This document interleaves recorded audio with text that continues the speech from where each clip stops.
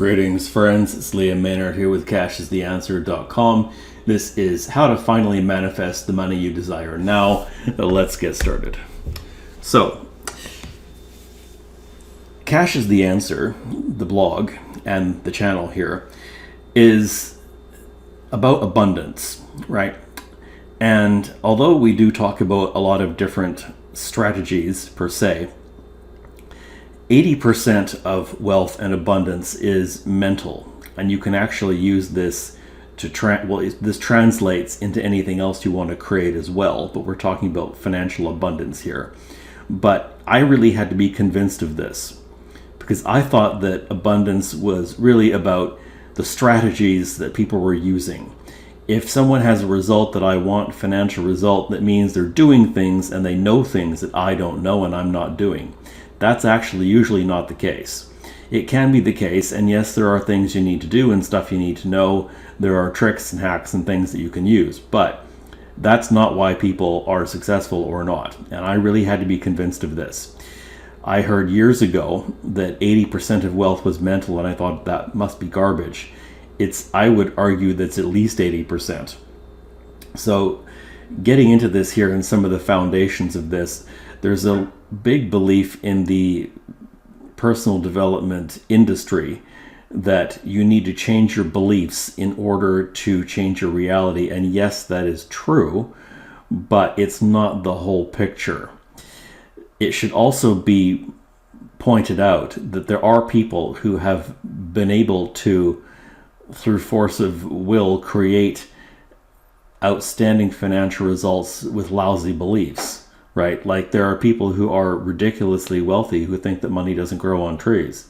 And they've got these beliefs that keep them in what I would call a state of struggle, although even their outside world is definitely abundant in many ways. So it's not black or white in that kind of scenario. I will say that if you want to achieve your goals with less struggle and more joy, then you do need to change these things. And we do have another blog post and another video which is specifically dedicated to uprooting and finding your beliefs. But the first thing we want to talk about here is identity, because you have to see it before you can be it. All permanent change in your life, in your state of being, is a shift in identity. It's a shift of who you believe yourself to be and what is normal and natural for you. So that is what you want to focus on and change as the core thing that you are working toward. Now, the problem is that your environment is often not helpful because we actually get addicted in a way to our habitual emotions. You know, people who get angry at the drop of a hat. That's because they've literally built up a neurological superhighway to that emotion that makes it in their brain, that makes it easier and easier to go there. Similarly, the cells in your body literally start developing more receptors to the emotional states that you continually feed and become, right? And so they're expecting you to have those emotions, and your cells literally start screaming at the rest of you, your brain, etc., to feed it more lack, right? If that's what you're used to, right? If that's your default state of uncertainty and lack, then that's homeostasis. That's where your body's going to feel normal. It'll just be easier and easier to fall into that state. Similarly, most of us look around in our environment, and unless we happen to be raised in a multi-million-dollar estate, you look around at your environment and you probably get up at the same time and have a lot of habitual things that you do, and so your environment is screaming at you all day long that everything is the same. When your body wants to keep things the same, it makes it easier for you to feel these emotions. You've also got these past memories. Memories are a reference. All beliefs are supported by references, otherwise they'd just be an opinion. But we have these references that support our beliefs, and some of them are the past memories that you have of the way things are, of what you have not been able to accomplish, etc. So this puts up a trap, if you will, that makes it easier to have things continue to stay the same. However, you is a fluid concept, right? The universe, this is not a vindictive universe. You can't have a desire which was not meant to be yours. So we just need to shift this identity of who you perceive yourself to be. Now, what we're going to go through here is a big part of what's going to be our fantasy life formula, but this is the creation process that I've spent the last 3 decades and several $100,000 going into, and we're going to go into it rather quickly here, but there's going to be more resources available, and there's more on our blog as well. So first of all, creating the frequency of wealth. Okay. Now, first thing we should talk about here is energy, because there's this word frequency there. And you can think about that as a frequency is an energy state. Now, everything is energy. Einstein's famous equation, E equals mc squared, says energy equals matter times the speed of light squared. So everything around you, although it might look solid, is just light slowed down to a perceptible level where it's dense enough for you to interact with it. But if you really dig into what's going on in everything around you at the subatomic level, you see that the distance between these atoms and these molecules are the distance between the stars. It's all empty space, right? Neville said that it is the exact and literal minded that live in a fictitious world. Those that believe in a nuts and bolts reality of, the world around us is solid and I am separate from it. They live in a fictitious world. That is not the way it is. You are connected to everything around you. And so everything is energy. Let's just get to that point, including the fact that your emotions themselves are conscious awareness of vibration, right? And which is essentially an energy. You can think of that as being an energy state. There are some specifics around that are not important, but you can think of the vibration as being the energy. Now, this is the language that the universe speaks, and there's been actually a lot of research that has gone into this, which will not take space to get into here. But this is the language that the universe speaks, is the language of emotion.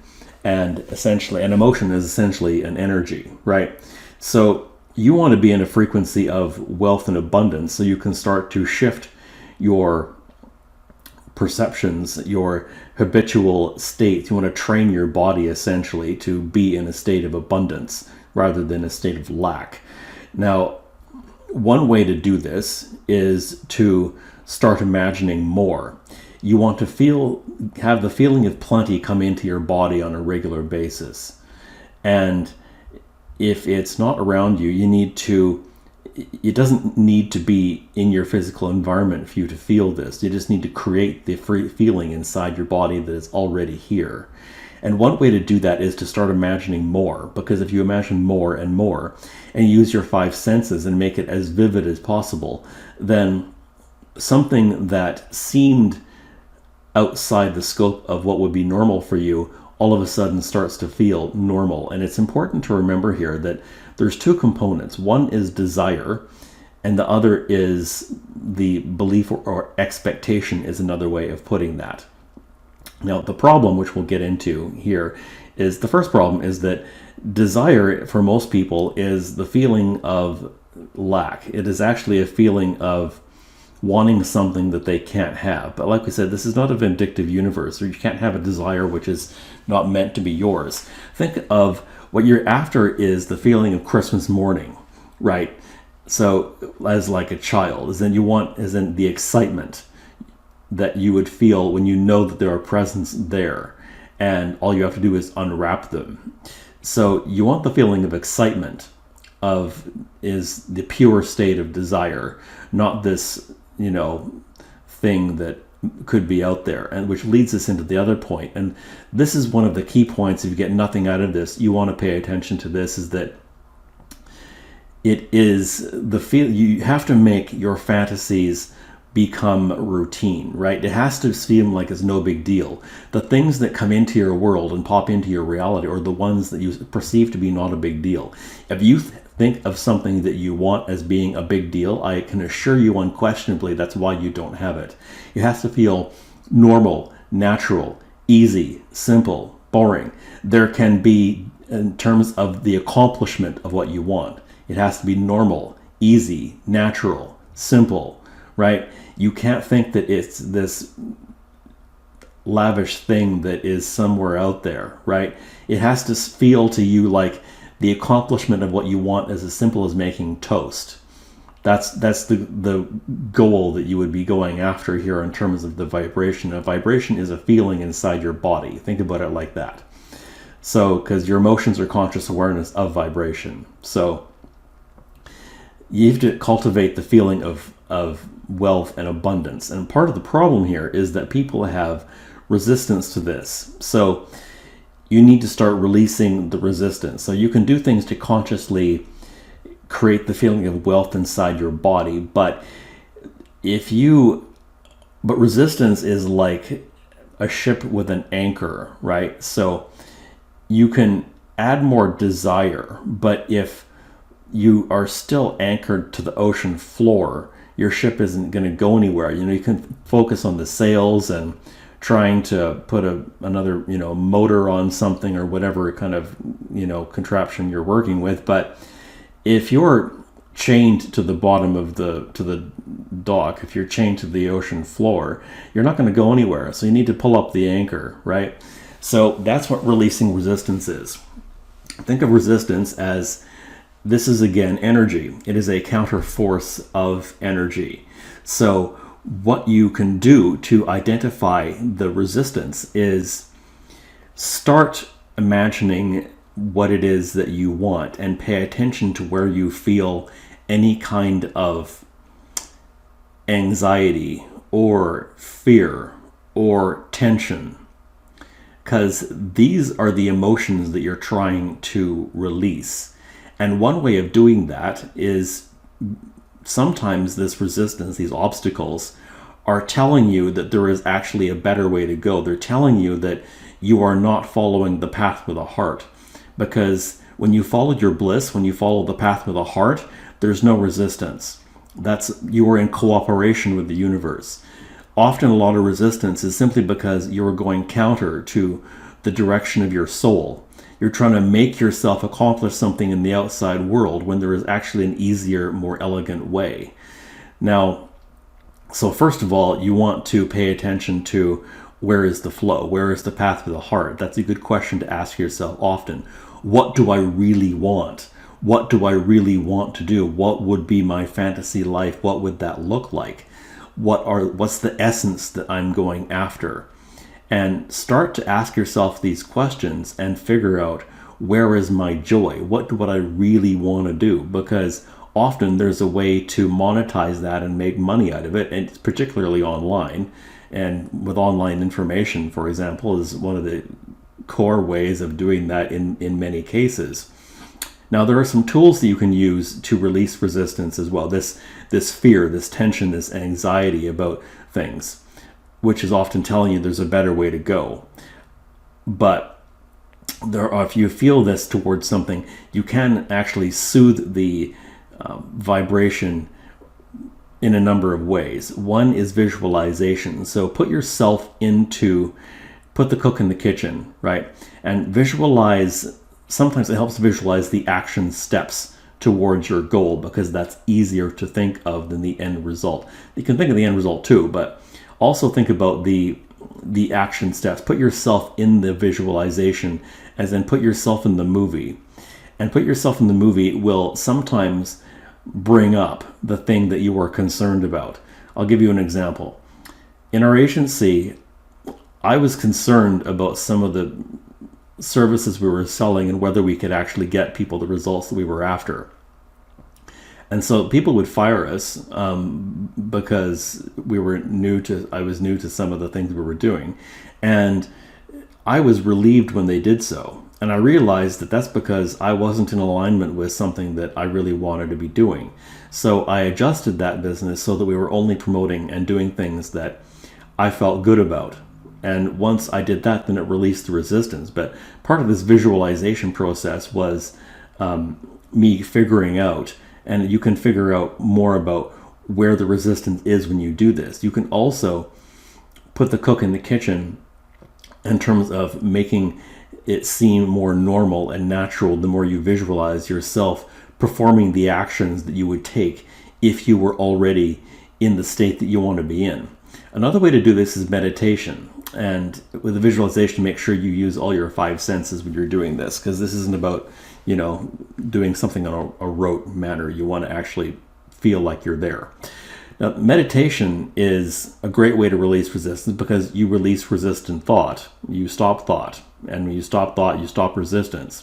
But you can also use this to increase the frequency of wealth as you release this resistance, because there are a lot of guided meditations. Teal Swan has some, Brian Ridgway, people like that, in terms of guided meditations for getting yourself into a state and a vibration of wealth and abundance. And there's lots of them out there.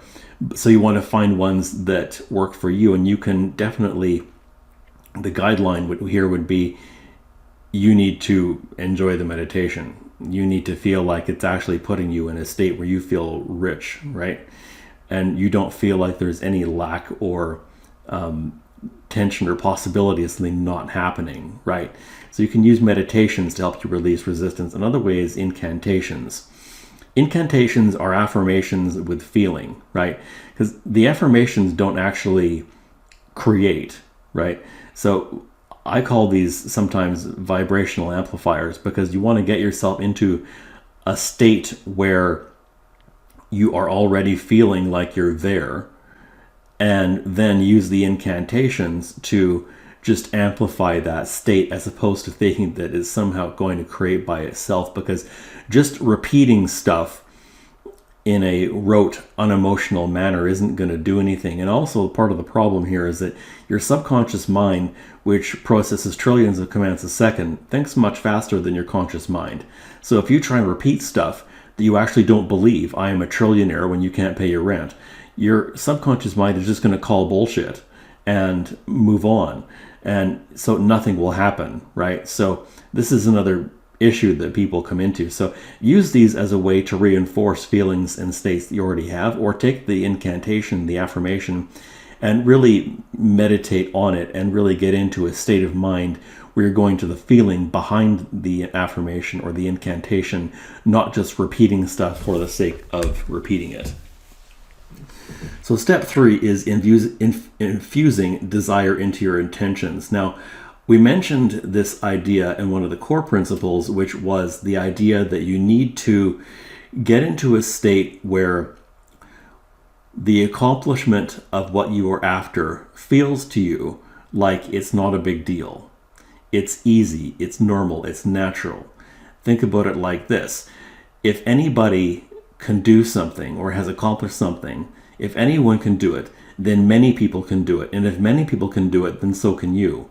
So the first part of this is what we were talking about in terms of the expectation, the beliefs, because you have to get into a state where the accomplishment of what you are doing feels like it's no big deal. You can use other people who have accomplished this and imagine yourself stepping into their body and looking through their eyes and feeling the feelings that they would feel.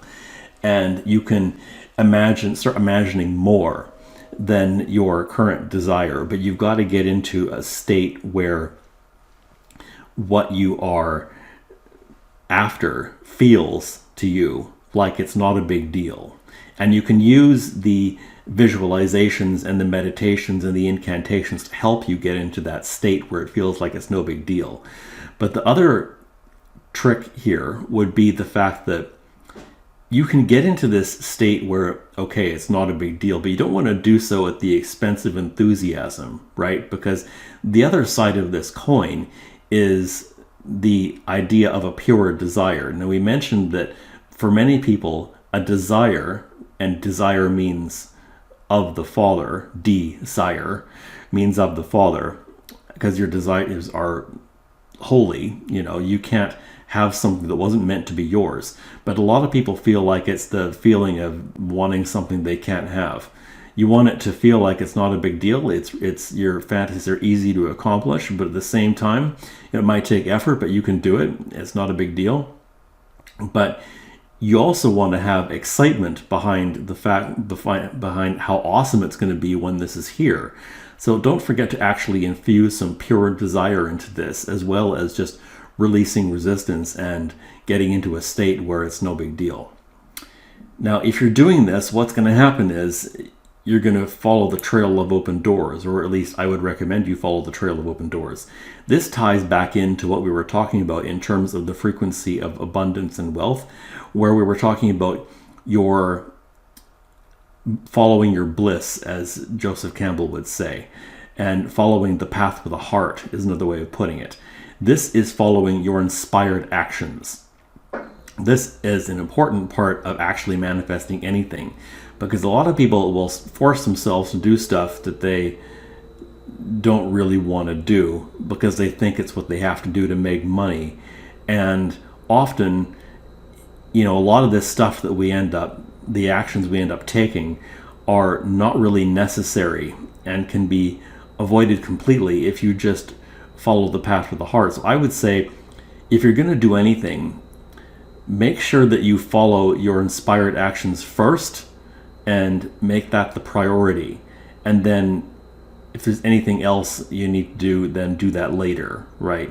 But make sure, and when I'm trying to accomplish anything, I tend to schedule things, and I tend to compartmentalize when I'm going to do stuff, because if I don't schedule it, it doesn't happen. But if you're going to do anything, make the priority that the things that you feel the most enthusiastic about, the inspired actions, make sure you do those first before you do other things. And as you do this, the way will be shown. When you're driving down a dark highway, you don't see the big picture. You only see so far in front of you. That's how getting to your fantasy life works too, because you need to do what you can do from where you are. Take the inspired actions you can take from where you are. And when you do that, the next action that you need to take will be shown to you. The next thing will be provided on your path. And that's how this works in terms of jumping off the cliff and the net will appear, which is my metaphor. Because a lot of people, myself included, I wanted to see the net. I wanted to know, if I take action XYZ, what are the exact steps and the exact way that my good is going to come to me. And that's not what happens. You have to start taking the inspired action. You have to jump off the cliff with trust and faith. You have to have faith and faith. You have to have trust and trust. I'm not telling you what to believe, but whatever you believe, I would encourage you to add into it that the universe is here for you, right? Or God or source or whatever you want to call it is here for you. And what you want wants you more, and the way will be shown. And the more you trust that the way will be shown, the more evidence, I promise you, you will see around you of that actually happening. I cannot tell you the number of times I have been saved in more ways than one through what appears to be a miraculous synchronicity that comes up, and what actually is delivered to me is better than anything I could have planned. And the same thing is going to happen to you if you start using this. So jumping off the cliff means trusting and having faith that what you're going to do is going to work, that if you continue to move toward something, you are going to get there. And you don't have to know every step along the way, because shortcuts will be provided to you, right? The way will be shown in a more way that is better and more eloquent than you could ever possibly imagine. But you have to actually trust and have faith first. And when you do that, you will reach your destination, because you deserve to have all good things in life. Life is supposed to be good for you, right? And if you follow these principles, then you will see it happen. Now, there's actually a lot in here, and there's more where this came from. So I would encourage you to check out the full blog post in the description below or wherever you are watching this. But check out the full blog post of this on our blog in the description, wherever you'll find it, somewhere around this video. And you can check out additional resources along these same lines. We have programs on how to manifest your destiny, manifest your desires, as well as the practical steps and strategies you can use to promote and market the talent that lies within you, instead of just following the mundane path of going on to a 9 to 5 or doing stuff you don't want to do. So there's all kinds of resources on our blog to help you accomplish all of that. Hope you find this helpful. Speak to you soon.